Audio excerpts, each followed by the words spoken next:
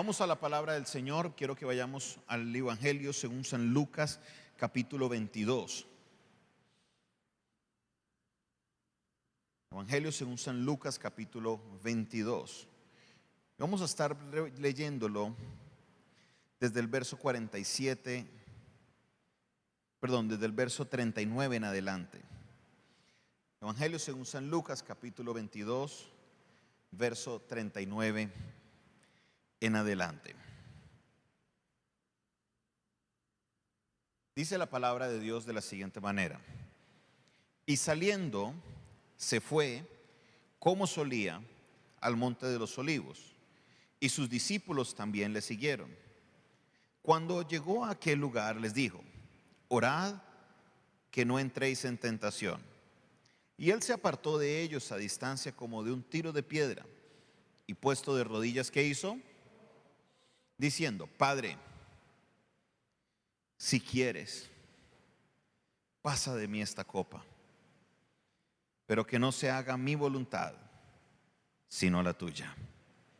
Y se le apareció un ángel del cielo para fortalecerle. Y estando en agonía, oraba más intensamente. Y era su sudor como de grandes gotas de sangre que caían hasta la tierra. Cuando se levantó de la oración, vino a sus discípulos. ¿Y cómo los halló? Durmiendo, a causa de la tristeza, y les dijo: ¿por qué dormís? Levantaos y orad para que no entréis en tentación. Esta es una semana en la cual estos capítulos, estas escenas, recobran una vida especial. Es cierto, siempre deben permanecer en nuestra vida, pero en esta semana que se celebra con exactitud el día de la Pascua, el día que nuestro Señor Jesucristo fue crucificado. Es cierto, esta escena no tomó lugar en un miércoles, tomó lugar más como en un jueves, amanecer el día viernes.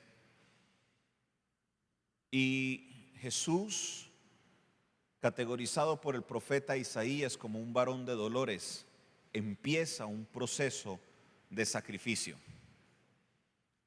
El cordero inmolado que debería ser sacrificado, veíamos en la serie de los domingos que Jesús clasifica como hasta ahora 4 de las 5 ofrendas que se deberían presentar como un cordero.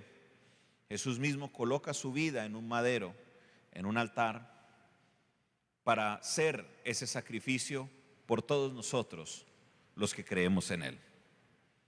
El varón de dolores vivió su vida en diferentes áreas. Me llama la atención como Jesús le dice a los discípulos: yo no he venido a abrogar, yo no he venido a anular la ley, he venido ¿a qué? A cumplirla. Y por este punto quiero desarrollar un subpunto que creo que es muy importante que lo tengamos en cuenta para el mensaje que Dios quiere darle a la iglesia el día de hoy. Un día de estos estaba haciendo algunas vueltas y me hice amigo de un abogado constitucionalista.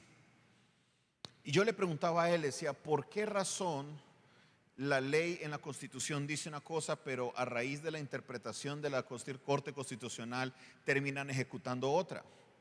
Me decía él: es que la ley es dinámica, tiene que ir cambiando con las épocas. Y a medida que la Corte Constitucional va interpretando para la época, se va legislando desde las sentencias que dé la Corte Constitucional, desde la interpretación que le dé la Corte Constitucional. Y entendía eso desde un concepto importante, porque puedo ver la obra de Cristo desde ese punto de vista. Al momento que Cristo llega a la tierra, los fariseos no entendían la ley a lo que Dios les había enviado a hacer. Los fariseos entendían la ley desde otra perspectiva. Y Jesús vino a restablecer, a decirles a todos qué era lo que la ley realmente demandaba, qué era lo que la ley realmente pedía de nosotros. Les aclaró a todos que lo que Dios manda, lo que Dios quiere es que, número 1, amemos al Señor con todo nuestro corazón, con todas nuestras fuerzas, y 2, a nuestro prójimo como a nosotros mismos. Y de ahí Jesús parte y empieza a reinterpretar la ley No porque la ley estuviera mal interpretada en la Biblia, no, está muy bien escrita, sino porque nosotros los humanos la estábamos entendiendo por otro lado.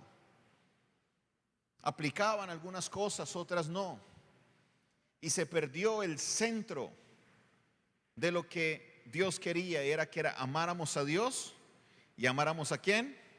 A nuestro prójimo. Jesús vino a la tierra a mostrarnos cómo no solamente se debía interpretar, sino cómo se debía vivir. Porque Jesucristo no solamente nos dio los mandamientos en la interpretación de Él, sino que Él los vivió. No hubo nadie que pudiera decir algo de Jesús. No había nadie que podía acusar de nada a Jesús.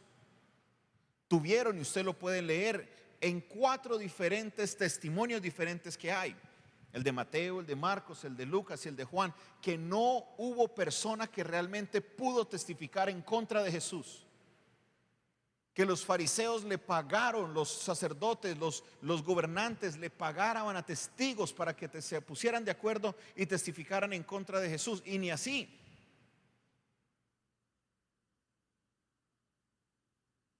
Jesús es crucificado porque Él permanece en silencio, porque Él se queda callado. Pero por los testimonios que decían de Él, ni siquiera se ponían de acuerdo para poder darle validez a lo que ellos le estaban acusando a Jesús. Unos decían una cosa, otros decían otra. Jesús no solamente interpretó, nos dio la ley como deberíamos vivirla, sino que Él la vivió. Y la vivió a un punto que estamos entrando en este punto cumbre de la obediencia de Jesús. Nos dice el apóstol Pablo que Jesucristo fue obediente. ¿Hasta qué punto? ¿Hasta qué punto? Hasta la muerte, y no solamente cualquier clase de muerte, sino que hasta la muerte de cruz. Maldito aquel que es colgado de un madero. Hasta ese punto Jesús fue obediente. Tenía que ser colocado sobre la madera para que fuera un altar verdadero. La leña es de madera, la cruz era de madera. Toda la simbología estaba ahí. Jesucristo, el varón de dolores, un hombre obediente. ¿Obediente hasta qué punto? Hasta la muerte. Pregunta, ¿hasta qué punto somos obedientes nosotros? No me lo responda. Es un punto de reflexión personal. ¿Hasta qué punto somos obedientes nosotros? Toda nuestra obediencia tiene un límite. Yo soy obediente hasta que me toquen a mi familia. Yo soy obediente hasta que me tocan el bolsillo. Yo soy obediente hasta que me tocan mi orgullo. Yo soy obediente hasta que me tocan mi trabajo. Yo soy obediente. Cada persona tiene un límite diferente. Pero ninguno de nosotros realmente es obediente hasta la muerte. Aquí podemos decir amén, aleluya, gloria a Dios, pero realmente no lo sabremos. No estamos en un ambiente donde realmente eso se pueda poner a prueba. Si alguien me dice, pastor, me voy para el mundo árabe a predicar a Cristo, allá sí se va a poner a prueba a ver qué tan obedientes somos. Pero aquí estamos muy cómodos en Cali, nadie se quiere ir al mundo árabe. Por eso puedo decir casi con plena seguridad que no somos obedientes todavía hasta la muerte. Pero ese es el ejemplo que nos dio Jesús. Fue lo que Jesús vivió, fue lo que Jesús caminó. Y una de las cosas que como cristianos debemos entender es que Cristo no solamente vino a dar la ley, a vivirla, no solamente vino a entregar su vida en el madero, sino que Él vino a enseñarnos una manera de vivir. Y no nos la vino a enseñar de cátedra, que se paró en un púlpito a decirnos cómo es que no tenemos que vivir. No, Él dejó su vida como un legado para que usted y yo aprendamos a vivir lo que es la verdadera vida cristiana. Y quiero que tomemos apunte de varias cosas de la vida de Jesús en esta escena que nosotros debemos tener en cuenta. La vida de Jesús es mucho más amplia que esta escena, pero quiero tomar varios puntos de aquí para que los pongamos en práctica en nuestra vida. ¿Estamos listos? ¿Estamos preparados? Verso 39, léalo conmigo. Y saliendo, ¿qué hizo? Se fue. ¿Cómo? ¿Cómo solía? ¿A dónde? Al monte de los olivos. ¿A qué se fue al monte de los olivos? A orar. Eso lo sabemos porque el texto no lo dice. Pero me llama la atención la frase que utiliza Lucas, que él dice, se fue como solía. Se fue como acostumbraba. Se fue como era su costumbre. Todos tenemos costumbres, ¿cierto? Y se tomó el café a las 4 de la tarde, como solía. Fue a comprar sus pan de bonitos en las horas de la noche, como solía.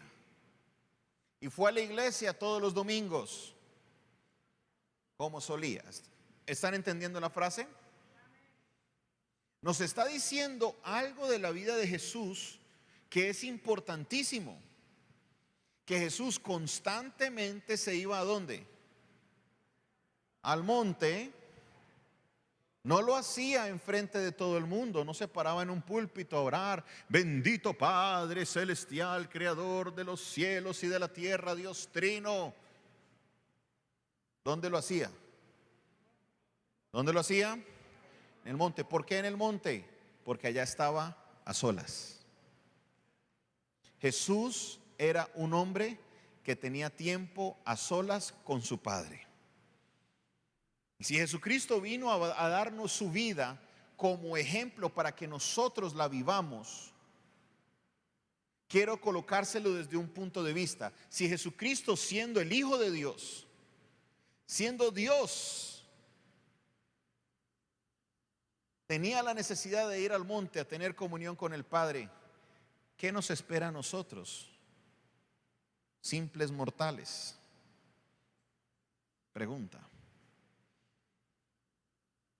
¿Qué nos espera a nosotros que luchamos constantemente con el pecado? ¿Qué nos espera a nosotros que todavía admitimos que pecamos, que le fallamos a Dios? Jesucristo nunca lo hizo. Sin embargo, Él encontraba la necesidad de ir y apartarse a tener constantemente un tiempo con el Padre.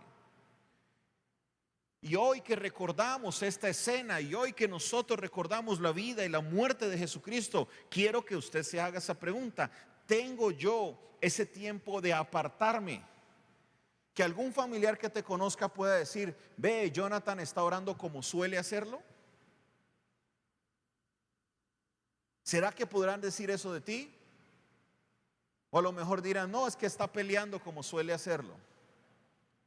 O a lo mejor dirán, no, es que está viendo televisión como suele hacerlo. O no, está metido allá en el celular.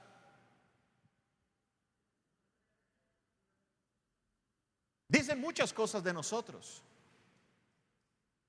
Pero creo que una de las grandes metas que nosotros como creyentes, uno de los grandes legados que debemos dejarle a nuestra familia, es que ellos puedan ver en nosotros esa imagen de Cristo.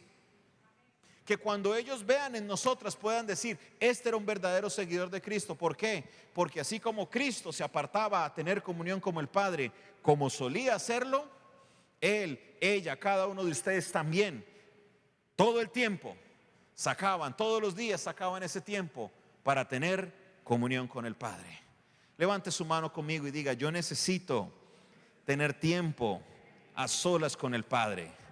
Una vez más, levante su mano, dígalo, yo necesito tener tiempo a solas con el Padre. Si Jesús tenía la necesidad de hacerlo, ¿qué nos espera a nosotros? Es una pregunta importante para tenerla. Continúa la escena y dice, cuando llegó a aquel lugar les dijo, orad, que no entréis en tentación. Y aún estando en el monte, mire lo que él hizo. Él se apartó de ellos como un tiro de una piedra y puesto, ¿cómo lo hizo Jesús? ¿Puesto qué? De rodillas. ¿Qué hizo él? Oró. ¿Por qué hago la pausa en puesto de rodillas? La posición de uno estar de rodillas no es de que usted tiene más unción cuando ora de rodillas que cuando ora de pie. No lo coja como algo místico. Esto es algo que es un símbolo. Recuerdo muy bien una escena vívida que la vi en televisión antes de que mi padre nos llevara a vivir en el exterior. Recuerdo en el año 99 que los grupos armados estaban tomándose los pueblos de una manera impresionante. Y uno de los videos que circulaba en la televisión era un video donde los grupos armados habían entrado a un pueblo y colocaron o subyugaron a la policía, doblegaron a la policía. ¿Y sabe qué simbología utilizaron para decir que los habían vencido? Los colocaron de rodillas a todos en fila y los hicieron marchar de rodillas saliendo del pueblo. ¿Qué simbología era esa? ¿Qué quería decir eso? ¿Por qué no los dejaron salir caminando? ¿Habrá habido alguna tortura en esto? No. Era un símbolo para decir, mira, te domino. Mira, aquí mandamos son ¿quién? ¿Quién manda aquí? El grupo armado. Cuando nos colocamos de rodillas ante Dios, es un símbolo, es algo que nosotros estamos haciendo, que le estamos diciendo a Dios con nuestro cuerpo, con nuestra posición. Aquí el que manda es ¿quién? Aquí el que manda eres tú, Señor. Y mire que no es un invento, porque la oración que Jesús hace seguida va en línea con esto. Le dice, Señor, que no se haga, sino que se haga ¿qué? Tu voluntad, porque aquí el que manda es ¿quién? Es Dios. Jesús no oraba de rodillas en vano. Jesús no tenía que demostrarle al Padre que él vivía una vida de adoración. El Padre sabía que Cristo estaba dispuesto a darlo todo, pero sin embargo, a la hora de orar, y nadie lo estaba viendo. Nadie lo estaba viendo porque él se retiró de los discípulos. Se retiró y ellos se quedaron dormidos. No lo estaban grabando, no estaban con un celular. Aquí está el pastor Jesús haciendo su oración en el vivo y en directo, transmitiendo por el Facebook Live desde Getsemaní para las naciones de la tierra. Nadie lo estaba viendo. Estaba Jesús en el secreto, pero ¿cómo oraba él al Padre? De rodillas. Y esta semana es un recordatorio para nosotros, para usted, para los que me están viendo en internet y para mí, que una vida cristiana es una vida de rodillas. Y yo sé que los amenes no se dan. Yo los entiendo, porque para nosotros el ser una persona arrodillada es casi un insulto. ¿No ha escuchado cómo hablan de algunos? Es que ese es un arrodillado, yo no soy como él. Yo no soy arrodillado como él. Vemos el ser arrodillado como algo negativo y resulta que uno de los puntos cumbres de la vida de Jesucristo es que él vivió una vida de rodillas ante ¿quién? Ante Dios, ante el Padre. Y ese es el problema que nosotros tenemos. Todos nosotros vivimos de rodillas ante algo. Vivimos de rodillas ante nosotros mismos, ante el ego. Vivimos de rodillas al dinero, vivimos de rodillas a los alcances profesionales, vivimos de rodillas a la fama, a la gloria. Todos estamos de rodillas ante algo. Y Jesús nos vino a enseñar que ante el único que tenemos que arrodillarnos es ante el Padre. Tenemos que vivir de rodillas en la presencia de nuestro Padre Celestial. Tenemos que vivir una vida de adoración, sometidos a la voluntad que es buena, agradable y perfecta de nuestro Padre Celestial. Así nos cueste la muerte. ¿Se acabaron los amenes? El silencio fue total. Pero así nos cueste la muerte, debemos vivir una vida de rodillas ante el Padre Celestial. Amén.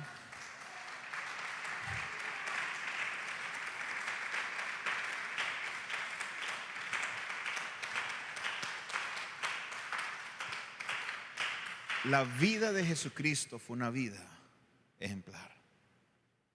Y hoy, en la plena antesala a la celebración de la Pascua, en la antesala a la celebración del Viernes Santo, en la antesala a la celebración de la muerte de nuestro Señor Jesucristo, debemos tener en nuestra mente que Cristo murió en una cruz, no para ser famoso,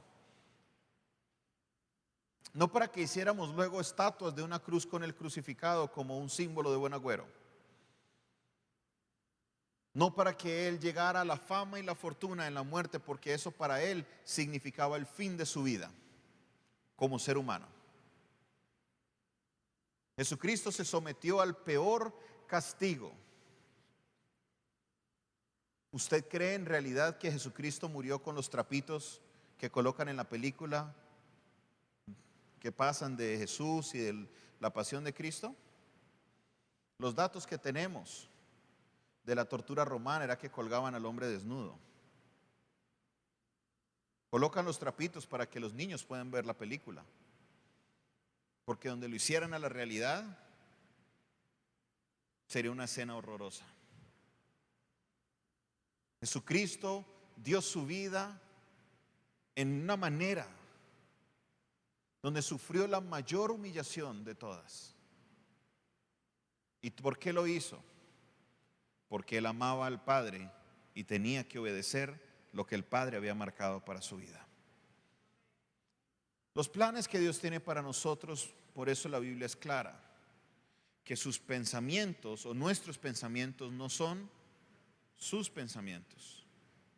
Los pensamientos nuestros son muy diferentes a los de Él. La manera de ver las cosas de Dios es muy diferente a la nuestra. Y siempre queremos ver esto desde el lado positivo.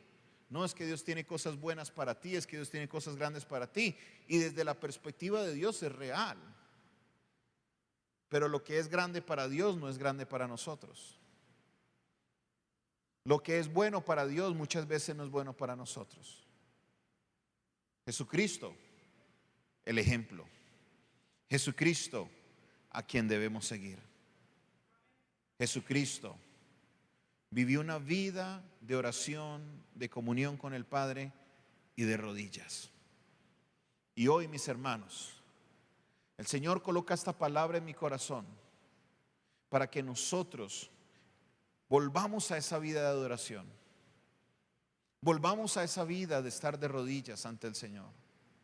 Volvamos a esa vida de estar sometidos a su maravillosa, perfecta, buena y agradable voluntad. Que volvamos a ese primer amor, de comprender lo mucho que costó que mi pecado fuera perdonado. Costó mucho, costó demasiado. Que yo hoy pueda entrar al lugar santísimo con plena libertad, costó sangre y no fue la mía. Fue la sangre de una persona inocente. ¿Y nosotros cómo vamos a vivir nuestra vida? Sabiendo que Él y todo lo que tuvo que pasar para darme la libertad que siento hoy. No le voy a responder esa pregunta, porque creo que usted es lo suficientemente inteligente para saber cómo se debe responder a esa pregunta. Lo que dice el apóstol Pablo: si Él murió por mí, ahora yo voy a vivir por Él. Voy a vivir para Él. Voy a seguir el ejemplo que Él dejó. Amar al Señor y amar a mi prójimo. Estamos en un tiempo importante, mis hermanos. Estamos en un tiempo en el cual necesitamos colocar en práctica las enseñanzas de Jesús. ¿Qué hizo Jesús por un alma? Se fue caminando días. Se fue caminando largas carreteras. Y no eran carreteras pavimentadas, no era con las últimas zapatillas Nike. Caminó, caminó y caminó. Y lo hizo solo para llegar a un alma. ¿Para qué? Para que esa alma recibiera el mayor regalo de todos, que es el regalo de la salvación. Jesucristo, nuestro ejemplo, lo dejó ahí marcado. ¿Y nosotros qué vamos a hacer? ¿Qué vamos a hacer no solamente esta semana? ¿Qué vamos a hacer en nuestra vida diaria para poder seguir el ejemplo de Jesucristo? ¿Seguiremos viviendo nuestra vida en los problemas, en todas las circunstancias que se nos presentan en el día a día? ¿O realmente daremos nuestra vida para servir a aquel que dio su vida por nosotros? Si apreciamos realmente el sacrificio de la cruz del Calvario, tenemos que llegar a la conclusión que a la hora de yo definir mi día, lo primero que voy a hacer es lo que Dios quiere hacer. Y segundo, lo que yo tenga que hacer para sostener todo lo demás. Primero Dios. Primero Dios. Y no solo de palabras, de hechos. A vivir una vida consagrados para Él. A vivir una vida de santidad para Él. Yo les reto, amigo y hermano que me está viendo en internet, y ustedes que están aquí, no nos podemos quedar quietos más. Ha llegado la hora de actuar. Ha llegado la hora de movernos. Ha llegado la hora de salvación para Santiago de Cali. Ha llegado la hora de salvación para tu familia. Todo está preparado. Pero nosotros todavía no hemos tomado la decisión de caminar como Jesús anduvo. La meta el día de hoy es que nosotros podamos hacer ese compromiso con Dios. No conmigo, sino con Dios. Que le podamos decir a nuestros discípulos, a nuestra familia, como lo dijo el apóstol Pablo: sed imitadores de mí, como yo soy imitador ¿de quién? De Cristo. ¿Podrían decir nuestros hijos eso de mí hoy? ¿Será que mis familiares podrían decir: seamos imitadores de Jonathan como él es de Cristo? Coloco mi nombre, pero usted coloque el nombre suyo. ¿Será que tu familia podría decir: sed imitadores de mí o de él como él es de Cristo?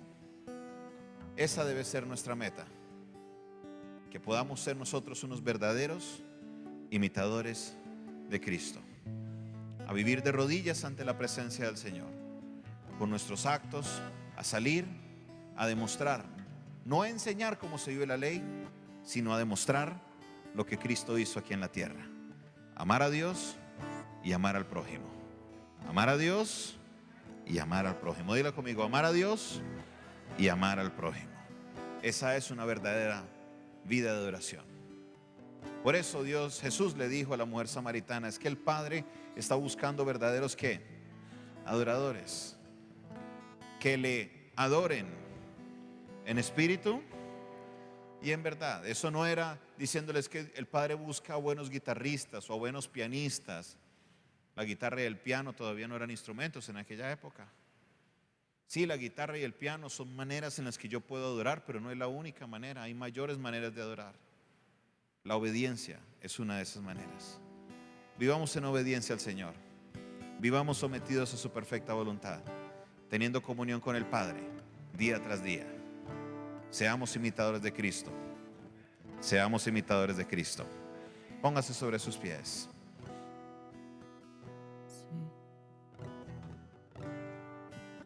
Yo vine a adorarte, vine a postrarme, vine a decir que eres mi Dios. Solo tú eres. Solo tú eres grande, solo tú eres digno, eres asombroso para mí. Una vez más, levante su voz, dígale: vine a adorarte, vine a postrarme, vine a decir que eres mi Dios. Solo tú eres grande, solo tú eres digno, eres asombroso para mí. Nunca sabré, nunca sabré cuánto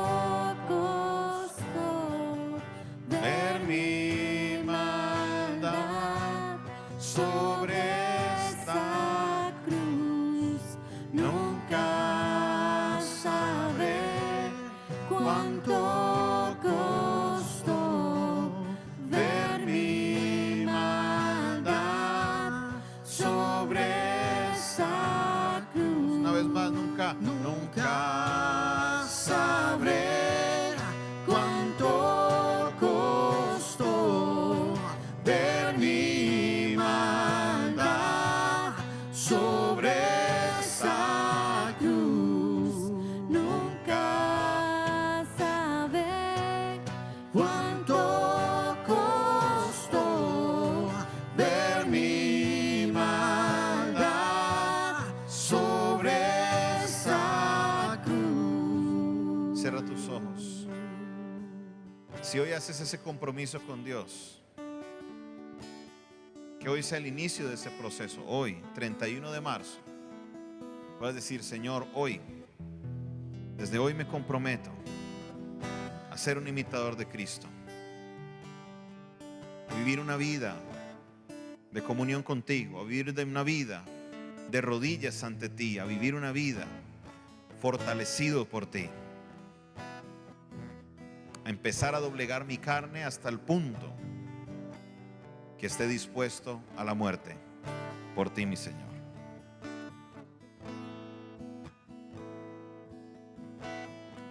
Si hay alguien que esté en este lugar o me esté viendo por internet y aún no ha recibido a Cristo Jesús como su Salvador, y aún no has aceptado el sacrificio que se hizo en la cruz del Calvario a tu favor para el perdón de tus pecados, hoy es la gran oportunidad para que lo puedas hacer. No dejes pasar esta oportunidad.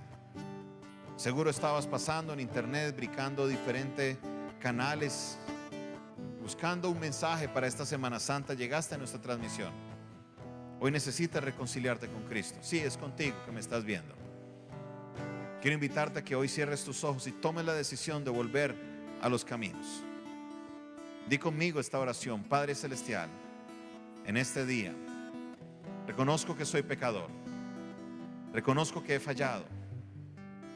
Reconozco que mis decisiones me han separado de ti. Hoy te pido perdón y me arrepiento. Me reconcilio contigo, mi Padre, y acepto a Jesucristo como mi Señor y Salvador. Toma mi vida. Acéptame, Señor. Quiero regresar a casa. Necesito de ti. En el nombre de Jesús.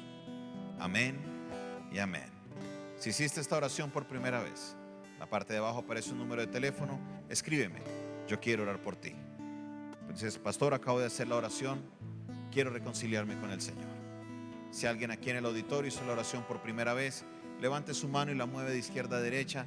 Queremos que alguno de los pastores se acerque y podamos orar por cada uno de ustedes. Te damos gracias, Señor, en este día por tu palabra. Gracias, Señor, porque nos has bendecido en este día con el alimento espiritual. Señor, bendice a cada persona que en este momento en sus casas está viendo esta transmisión. Que este alimento, que esta enseñanza de hoy la puedan poner en práctica y puedan vivir una vida como la que Cristo vivió. Puedan vivir esa vida de sumisión a ti, Señor. Te alabo y te exalto y te bendigo en el nombre de Jesús. Amén y amén. Despedimos a los hermanos que están en línea. Dios les bendiga. Ustedes no se me van. Pedimos a los que están en línea. Gloria al Señor. Gloria a Dios. Pueden tomar asiento, mis hermanos.